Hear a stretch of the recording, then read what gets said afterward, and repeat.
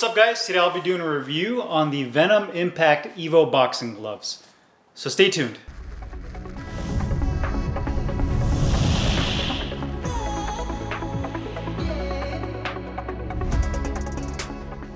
Hey guys, Carlo here. Today I'm doing a review on the Venum Impact EVO boxing gloves. It comes in this all black colorway. I got mine in 16 ounces. It is a Velcro closure only model. And you can get this glove anywhere between 8 and 18 ounces. It's made of a synthetic leather outside casing, which they call Syntex, and uses multi-layer foam, which consists of 3 layers of foam padding over the knuckle area that has a firm density to it. And the gloves are manufactured in China. Now, what really got me interested in this glove to begin with was I was a pretty big fan of the original Venum Impact gloves when it comes to a budget-friendly glove. You know, the original Impacts, when I got them, I remember, if I can recall, which was a couple years ago, you know, everything has kind of gone up in price because of inflation. But if I can recall, I believe the Venum Impacts were originally like anywhere between $55 and $65, which is not a bad deal, all things considered. And what I really liked about the original Impacts was pretty much everything. It was a very well-balanced glove that you can use for everything in the gym. The padding had a good blend of both forgiveness in terms of shock absorption, but you also had a good amount of pop out of it. It had a really comfortable thumb, and overall just a good overall banger of a glove when it came to a beginner style glove. Now, when I saw that the EVO was released, that's what really got me intrigued. I wanted to see what Venum essentially, which I would assume improved over the original Impacts, and just see how these gloves feel on their own. And then later down the road, I can compare them to the original Impact. But from a design standpoint, for a 16-ounce glove, when you're looking at it, I'd say size profile is pretty much on point with other 16-ounce gloves. It's not overly huge, not too compact. I'd say it's right there in the middle.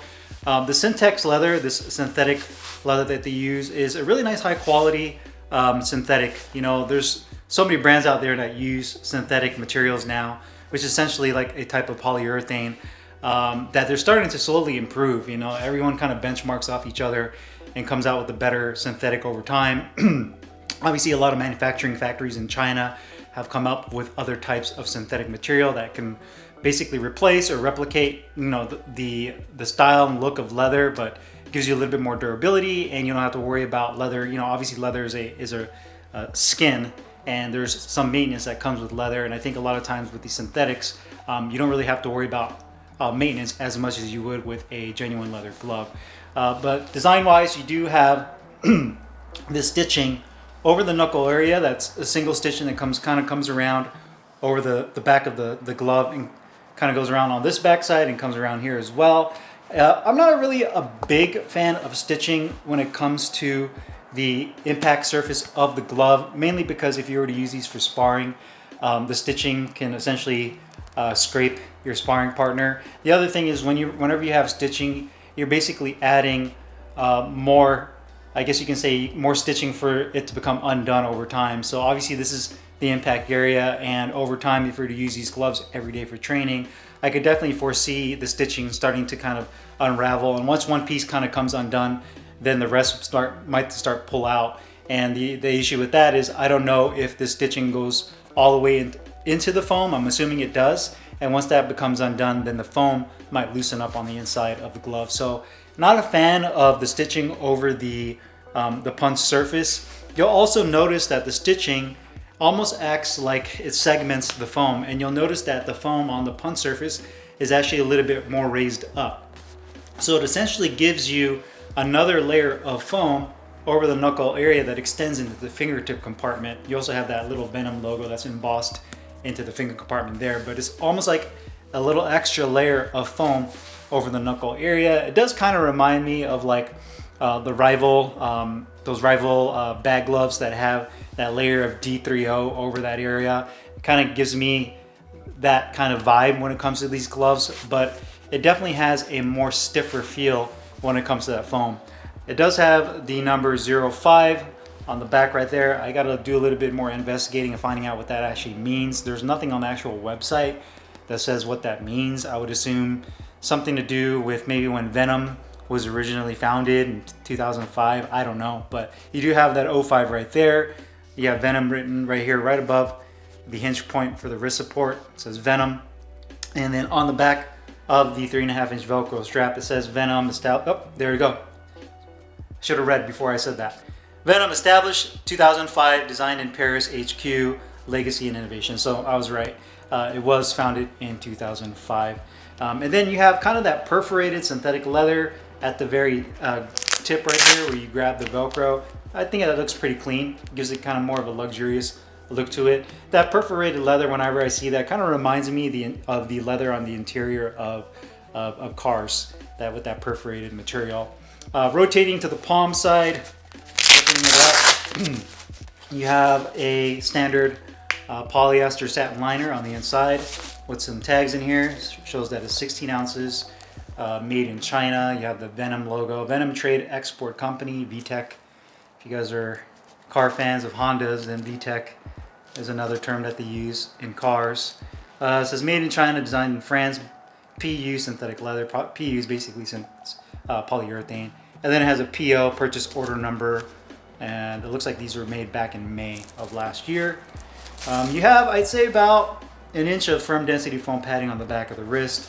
On the inside of the wrist, you have a softer padding that's about an inch in thickness too. And this padding, just like the impacts, kind of wraps around to the palm. So this is essentially kind of like a hybrid glove that has elements of both a contemporary boxing glove as well as a Thai style glove where you have more padding, emphasis over the palm for strikes, knees, knees and kicks, compared to a conventional boxing glove where you're just worried about punches. And you have more of that perforated synthetic leather material on the palm side, ventilated holes, double stitching, and a grip bar here. It's kind of small. I wish it was a little bit larger. It doesn't feel very round. It feels almost like a peak rather than a rounded type of grip bar. It has more of like a peak to it, if that makes sense, and try to come at it from this angle. But it feels almost like a tube, like a piece of tube that they pushed in there. More ventilated holes there, as well as on the thumb. You also have an attached thumb as well. So a very unique looking glove, kind of gives you more of like a techie type look. The stitching also is not white. It's almost like an off-white beige color when it comes to the actual color of the stitching. So the stitching actually matches that beige color of the logo and the other fonts on the glove, which looks pretty clean as well. Kind of like sand, a sand color if you want to call it. Quality-wise with these gloves, they're pretty good. The big issue I found was when I put them on the scale and I weighed them, the left glove came in at 15.1 ounces. Which is an ounce underweight of the advertised weight of 16, and the right glove came in at 16.1. So the right glove was on point with weight, the left glove wasn't. And when you pick up both gloves and you hold them, you can tell the left is definitely slightly lighter than the right, excuse me. So they definitely need to get that corrected where they get both gloves to be on point with each other, and obviously this one being the left glove being an ounce underweight. The areas that I found were the most concerning with this glove in terms of quality, aside from the weight, is just some of the stitching kind of unraveling right down here at the bottom of the cuff. But the actual synthetic material looks pretty good. You know, the stitching where the index finger meets the thumb looks fine. You know, the symmetry with the stitching over the back of the glove looks good. You know, nothing too crazy there. You can see that they kind of came around when they stitched this glove, and it looks like they kind of ended it right here because they back stitched basically. So when they stitch gloves, when they come back around, especially since this is basically like one large circle, they have to end the stitching somewhere, and this is where they ended it. They back stitched right here, and that actually looks pretty good for a back stitch. It's not super wide, and it went right over the original stitching, so it makes one line rather than there being like two separate lines. You can tell it's kind of crooked, but that looks really good, the fact that they back stitched there.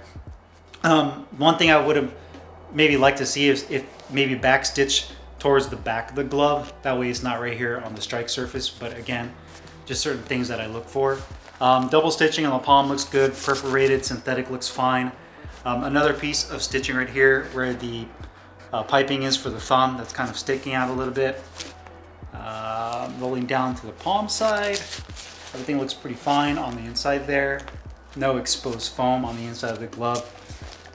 Close that Velcro strap.